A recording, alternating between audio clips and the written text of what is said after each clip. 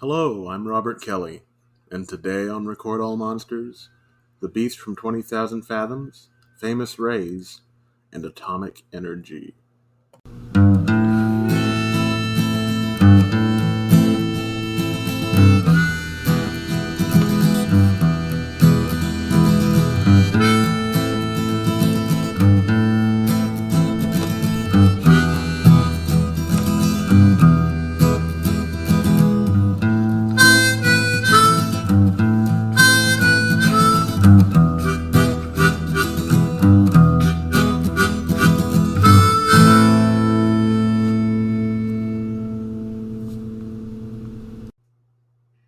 Every time one of these things goes off, I feel as if we were helping to write the first chapter of a new Genesis.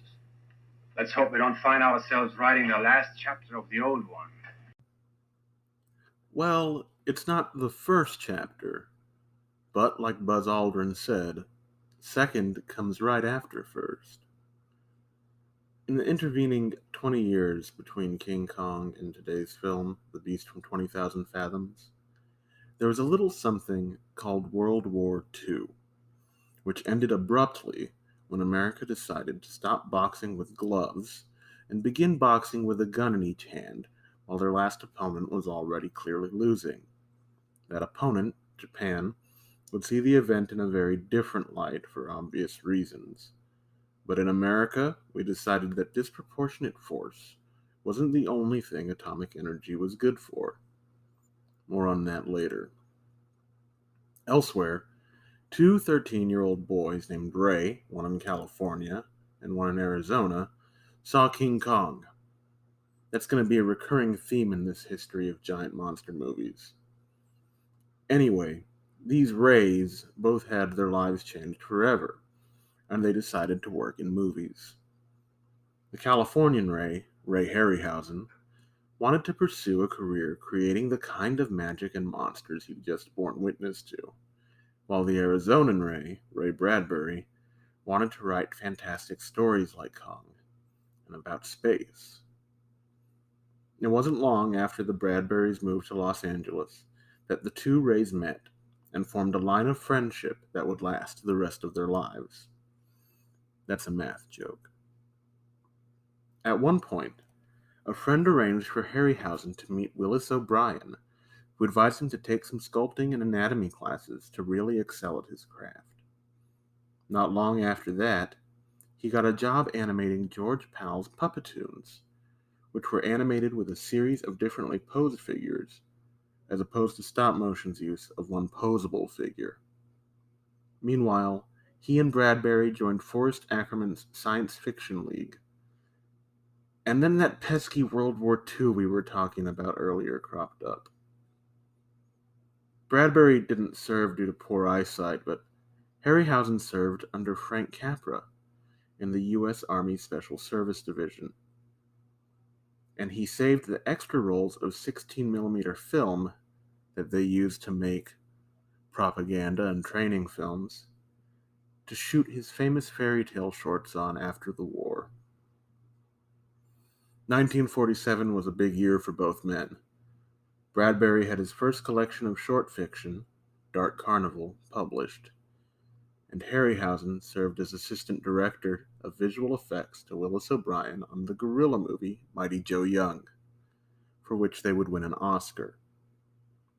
They were well on their way to becoming some of the most famous Rays in all of history.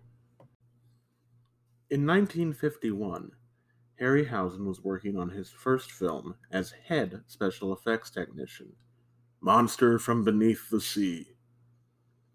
Now, I've heard this story told a couple of different ways, but in each version, Harryhausen convinces the producers of the film that Bradbury would be a good script consultant. When Bradbury reads the script, he recognizes elements of his short story, The Beast from 20,000 Fathoms. He brings it up to the producers on the way out, and the next day receives a telegram with an offer to buy the story's motion picture rights. They change the name of the movie to match the story, and voila! The Beast from 20,000 Fathoms. His name was used in the film's advertising, and he was given an on-screen writing credit, suggested by the Saturday Evening Post story by Ray Bradbury. He later changed the name of the story to The Foghorn, and you can find it under that title. According to his introduction to the 1981 book, They Came from Outer Space, 12 classic science fiction tales that became major motion pictures, Bradbury was not too happy with The Beast as an adaptation of his story, or a film in general, but loved his friend's work on bringing the dinosaur, called the Rhedosaurus, to life. As much as I respect him as a writer, I have to disagree with Bradbury here. I think that Beast from 20,000 Fathoms is a lot of fun, and important as well as the first atomic dinosaur movie. And that's the word I want to come back to, atomic. The attitudes toward atomic energy in this film are incredibly different from what you might be used to. It's extremely casually referenced as the force that unleashes, but doesn't create, notably, the film's monster. As a matter of fact, it's an atomic weapon that saves the day. You know what the radioactive isotope is? No, but if it can be loaded, I can fire it. I'll load it. Just remember one thing. It has to be shot into the wound. And you have to make it the first time. This is the only isotope of its kind this side of Oak Ridge, so you can't miss. That's Paul Hubschmidt, credited as Paul Christian, inquiring of Lee Van Cleef about a radioactive bullet. The monster's demise is tragic, like the demise of all giant monsters is, but this isn't the last time we see the Rhedosaurus on screen. True, there were no Beast from 20,000 Fathoms sequels or spin-offs, but he does make an appearance on the losing end of a battle with a T-Rex in 1977's Planet of the Dinosaurs. A dumb, but fun survival flick that has some fairly well-realized stop-motion dinos. And of course, just like Beast is the son of King Kong, the Rhedosaurus has his own children. And we'll be talking about the biggest and arguably most famous one in our next episode. But hopefully from an angle you might not have given too much thought.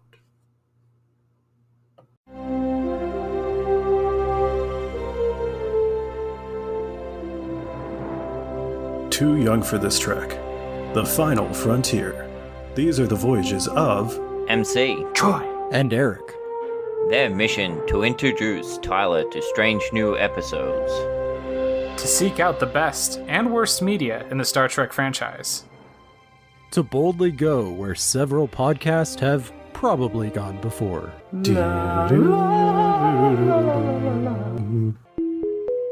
You can listen to these goobers talk about Star Trek by searching for Too Young for This Trek or by visiting probablywork.com.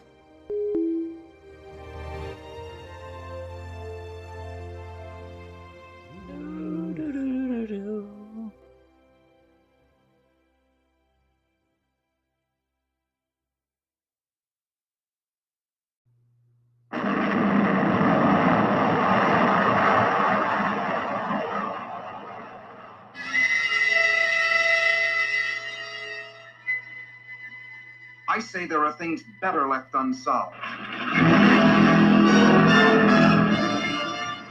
Who knows what waits for us in nature's no man's land?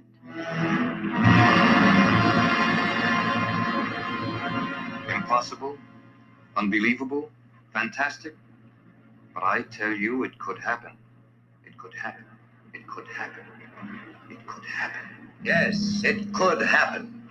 For various authorities believe that buried somewhere under the polar ice cap, in a state of suspended animation, are the awesome creatures, the leviathans that roamed the earth at the dawn of time. And under certain conditions, a nuclear explosion could free one from his icy tomb. Then, guided by instinct, the beast would come back to the caverns of the deepest Atlantic where it was spawned. An armored giant, wreaking his prehistoric fury on modern man and his puny machines. Cities would be terrorized by the cruel intruder from the past. Populations crazed and panicked with fear by its destructive force. Granite and steel would crumble.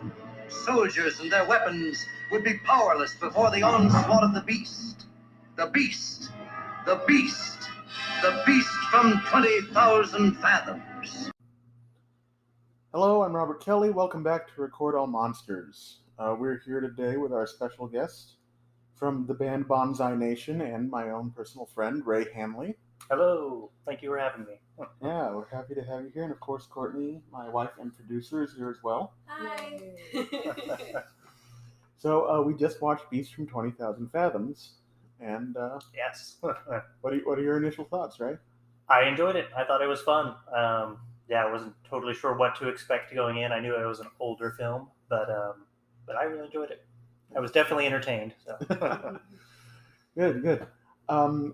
So what's your I know you like monster movies kind of in general. For sure. So what's kind of your background history with that like? Oh, I would say my first introduction to monster movies like that is probably just like Jurassic Park or The Lost World. I was probably 7 or 8 whenever The Lost World came out. I probably saw it like 4 times when it was, came out in theaters.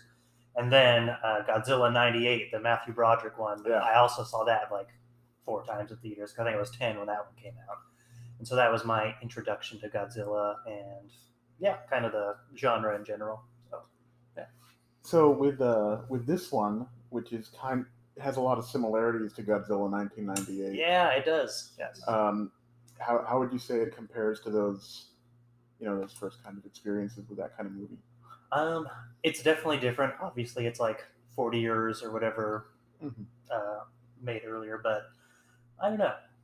The nostalgia of seeing Godzilla '98 when I did makes it hard to replace for any like monster movie. But watching this one, I could see kind of where that one was inspired, I guess, with different scenes, like where they're in the city waiting for him to come back and everything. But yeah. The shot that reminds me the most of it is he comes up at the dock. Yes. Yeah. Exactly. Like the same way with the old men. Yeah, fishing on the dock. Yeah. Was there anything about it that kind of you weren't expecting with a movie of its vintage, or? Oh, that's a good question. I don't know. I guess I didn't know what to expect at all going in, so I wasn't surprised by anything necessarily. I really had no expectations except for I knew it was like in black and white. So yeah, I don't know. I wouldn't say anything surprised me necessarily. Nothing was disappointing or anything. So monster movies are hard to be disappointed by sometimes. I had fun and it was an easy to watch movie. So what did you think of the stop motion effects? I was surprised. That was one surprise maybe is how good it looked. It wasn't super choppy or anything, and if you really put your disbelief away, it's like it seemed real. So. And the Rhedosaurus, the dinosaur itself.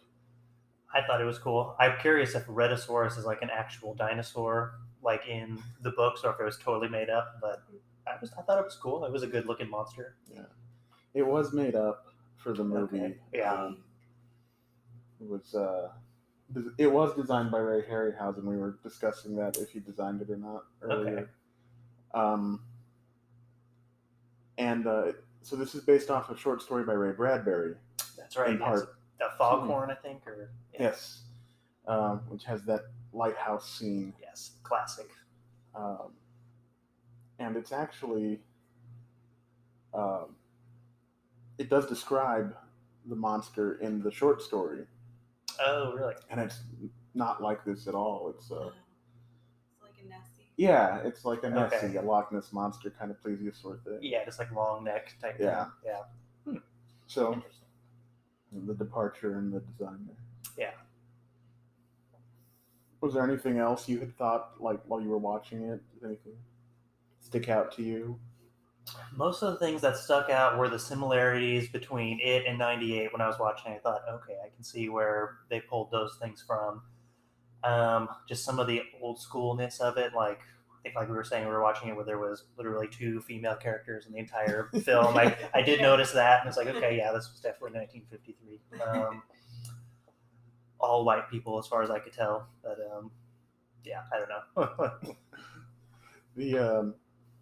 The ethnic ambiguousness of the leading man, yeah, kind of reminded me of like Christopher Lambert, like in Highlander. Yes. Yeah, he almost had like a David Hasselhoff feel, I Yeah, thought, just like- with the curly hair and everything. Generically European. Yeah, exactly.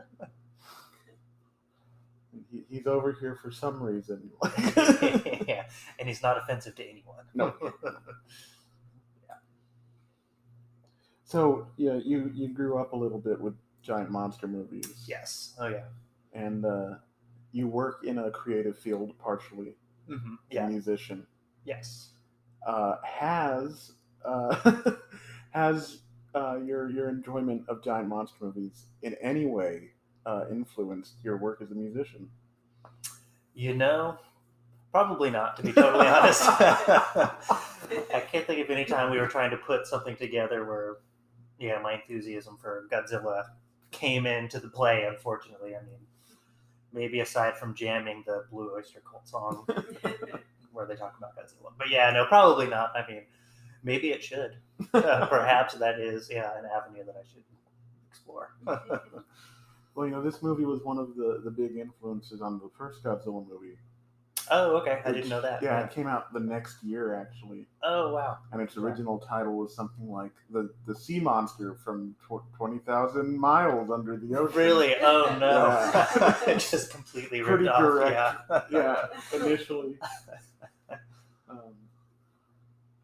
Well, we'll have to watch that too. See how it stacks up. Yeah. And I just enjoy this one a lot. When I was, I have a little bit of a personal story with it. Okay. A couple things. When I was real young, like when the library we work at first opened, they had the Time Life Mysteries of the Unknown books. Okay, yeah. And I checked one out on monsters that I never turned in as a child. Oh, Robert, how could you? As a matter of fact, I still have it. My family paid for it, so it's mine. Legally yours. Yeah. Yes, I own it. I mean, I think they weeded the rest of it. They did. They weeded the last one of them actually the first year I was working there. Oh no! Before you could get your hands on it. Yeah. But in the back of that book, it had a section on movie monsters, and this is going to be audio hell because I'm about to scoop onto this rubbery chair and make some noises. Here, I can get it. Get it? And you can't edit audio; it's not possible. So I mean, everyone's just going to have to live through this. But in the back of this book that I'm holding now, I will probably scan the picture and have it in the notes. Nice. It had just this poster for the Beast from 20,000 Fathoms. Oh, with a yeah. little, that is an excellent movie poster, by the way. Yeah. I even like just the still. Yeah. And it has that's cool. a little paragraph. It says, "A monster from the past. Atomic weaponry wreaks unexpected havoc in the Beast from 20,000 Fathoms. When a test explosion in the Arctic revives a slumbering prehistoric Rhedosaurus, quote unquote, devouring policemen and paleontologists alike, sowing panic in its path, the creature threatens to level New York City, where skyscrapers rise from the site of its ancient breeding ground." So that was the first I'd heard of it. Yeah. And I always wanted to see it and had really no way to. Yeah. And then I don't remember exactly where I found it. It might have been at Hastings back before that Hastings, closed. yes. Yeah. I love Hastings. They had a DVD that was this movie and the movie Then. Okay. About giant like ants. double feature, yeah. Which is also included in this book. Okay. That book. Holding it up to the microphone so you can see. And I remember one day when I was home by myself, I was like, well, no one's stopping me from watching this. And so I watched it, and it was a lot better than I expected. Because I was expecting to kind of poke fun at it and laugh at it. Yeah. That's probably my kind of experience with it, too. I had low expectations for just because any old black and white movie like that you see, you're kind of like, okay, how is it going to hold up? And it was actually very watchable. Yeah. So. A few years later, some of the producers of this movie were involved in a movie called The Giant Claw, which we're going to be talking about in a few episodes. Excellent. Okay. And it's not dissimilar. There's an experiment that goes awry because of some radar reading. Of course. There's a non-military person who no one believes because they saw the monster first. Yeah. Unbelievable eyewitness account. Yes. There are even French Canadians. Oh. And random European. Well, there are French Canadians in this movie. The sea captain who won't talk to them. Yeah. Oui. Yeah. I think the scientist in this movie is supposed to be vaguely French. Yeah, he was speaking a little bit of French to the guy. He sounded like he was suffering, though. Yeah. I thought. Yes. The guy probably hung up on him because he was like, I don't know what he said. Bonjour, mon père, as. Stop it, try.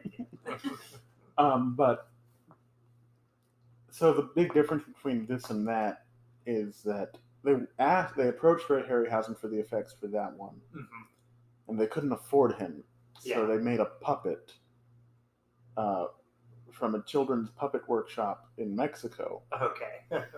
And it does not look great, and we'll get to that when we get to that episode. Do they do it stop motion with the puppet too? No, it's just a marionette. Oh wow! And it's a lot of fun. That's a totally different than this. Yeah. I was watching that not too long ago when I was writing out the information for it, and rewatching Beast from 20,000 Fathoms right now. I was just seeing all these parallels about how this is done so much better. Yeah. Even though it's not a totally dissimilar story. And this one was done first before? Yes. Yeah. This one was done first 4 and done years. better. Yeah. This also introduces one of my favorite giant monster movie tropes. Oh, I should have turned that off.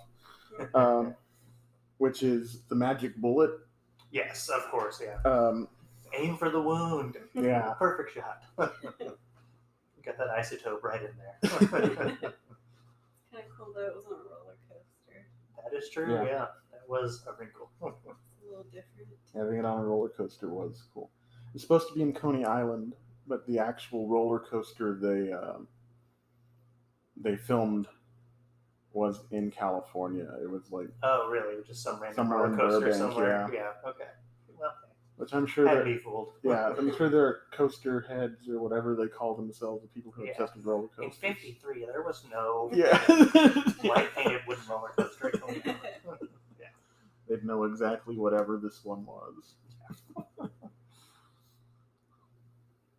So, is there anything else that you thought of while we were watching it? Oh man, nothing that immediately comes to mind. I mean, I enjoyed watching it, and it was a good movie. Ray Bradbury didn't seem to think so.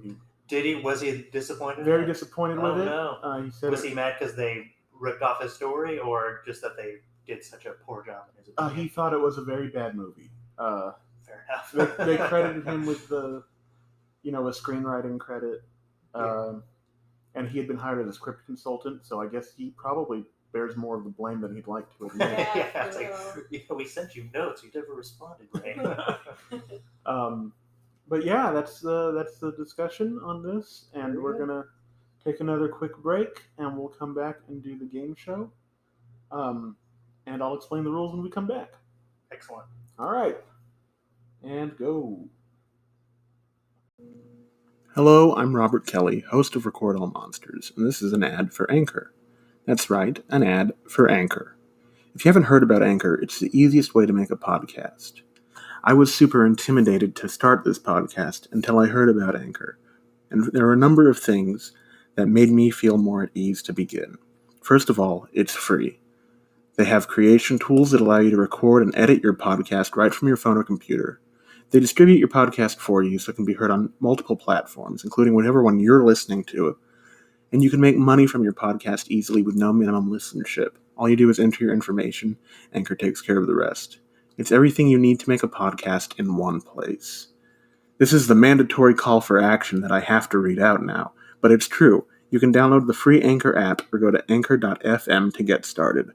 I've been Robert Kelly, host of Record All Monsters, and this has been an ad for Anchor. Herald Square, 34th Street, Broadway. Every section of the city is guarded. No one knows where the monster will strike next.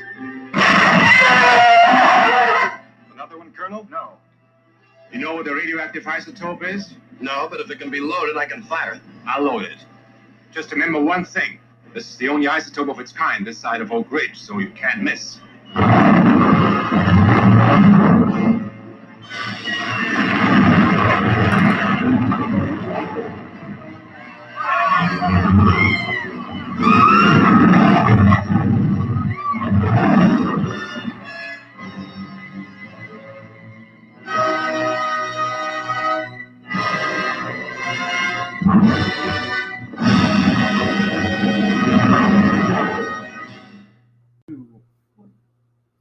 Hello, I'm Robert Kelly. Welcome back to Record All Monsters, where we're here to play the game Famous Ray's Original Quotes. Your name is Ray. It is. Two of the people who worked on this movie, Ray Harryhausen and Ray Bradbury, were also named Ray. Yes. And it appears that Ray is a fairly good choice of name if you want your baby to be famous or at least respected. I have gathered some quotes from various famous Rays, and since you are, being named Ray, an expert on all things Ray... Oh, no, yes. This is true, of course. I'll ask you to choose between two Rays as the quote I read's originator. Okay. Let's see how steady up I am on Ray history here. There will be no prizes or penalties. It's Famous Ray's original quotes. Okay. First question. Who said, "I'm very happy that so many young fans have told me that my films have changed their lives. That's a great compliment. It means I did more than just make entertaining films. I actually touched people's lives, and I hope changed them for the better." Was it special effects whiz Ray Harryhausen or noted actor Raymond Burr? I choose Raymond Burr. It was actually Ray Harryhausen. Oh! Well, I was a shot in the dark on that one. I won't lie. 50-50 chance. Yeah, I mean, hey, I figured, well, yeah, anyway. Next question. Who said, "A lot of it starts with playing instruments and working with other people. Some of the new generation is doing it on computers, and they don't have a clue how to play anything. That's probably one of the problems. They don't know how to make the melody, go through the chord changes. They're not starting from that same school of thought." Was it legendary soul singer Ray Charles or legendary Ghostbusters theme singer Ray Parker Jr.? I'm really bad with my Ray history. This is embarrassing. I pick choice number one. Choice number one, Ray Charles. It was Ray Parker Jr. That's what I said too. Yeah. Because I mean, Ray Parker Jr. stuff is electronic. It is all electronic. So... Yeah, this doesn't even make sense. Well, I put a lot of effort into making these as confusing as possible. So you're... All right, good. As long as I'm falling into the trope, we're good. Yeah. Who said, "My theory has always been that everyone in show business is there because they were deprived of some attention as a child"? Was it Kinks frontman and songwriter Ray Davies or comedian and actor Ray Romano? Ray Davies. Ray Davies. Well, you're consistent, if nothing else. That was Ray Romano. Ray Romano / Barone. All right, we got two more questions. All right, so let's see if I can go 0 for 5 here. Who said, "Since I've retired, I eat less, weigh less, train less, and care less"? Was it boxer and Warren Zevon song subject Ray Boom Boom Mancini, or convicted domestic abuser and former Baltimore Ravens running back Ray Rice? Ray Rice. Ray Boom Boom Mancini. I got that one wrong too. Okay. Oh my god. Oh, that was a funny one. I was like, of course the answer would be someone named Boom Boom. I didn't name these guys, okay? I forgot about Ray Rice. He was in the news for a minute there. Yes, he was. This is our last one. All right. And we didn't get on the board at all here. Well, if you get on the board, you didn't get skunked. Yes. But if you go 0 for 5, that's impressive in its own right. That's right.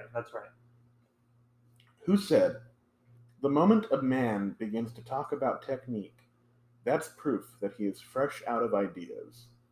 Was it deceased mystery writer and alcoholic Raymond Chandler?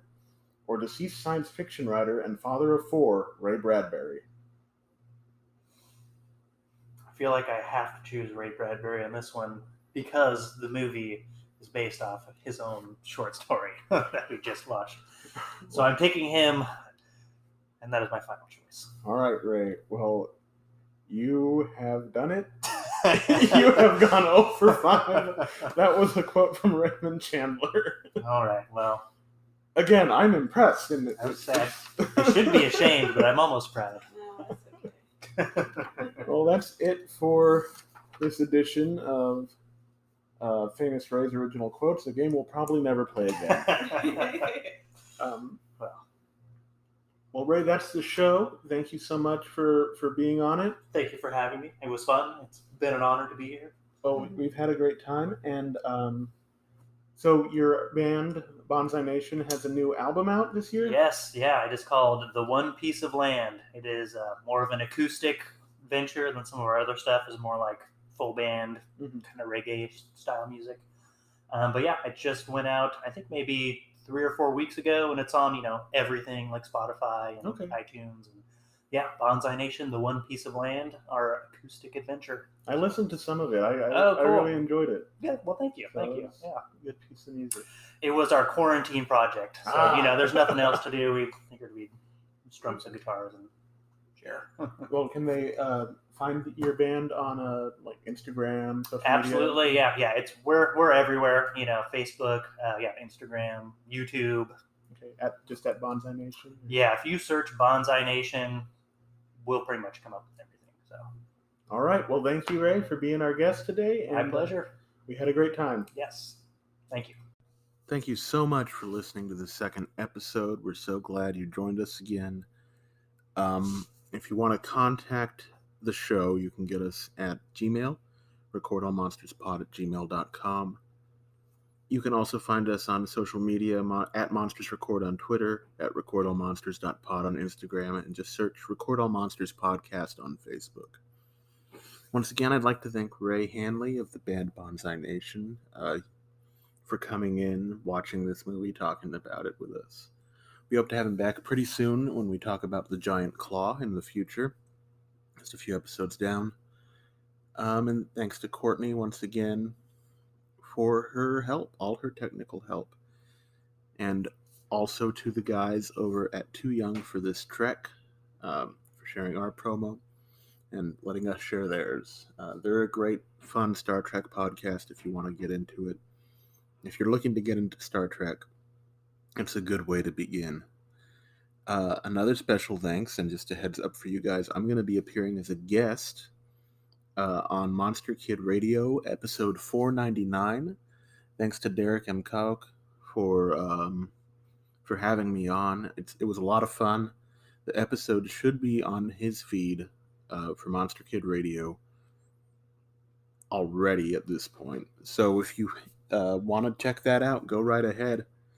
I really appreciate you guys listening, and looking forward to seeing you next time when we'll be talking about the granddaddy of them all, Godzilla, King of the Monsters, and comparing it with the Japanese version and the American version from the 50s. So, we'll see you soon, and remember that monsters are your friends.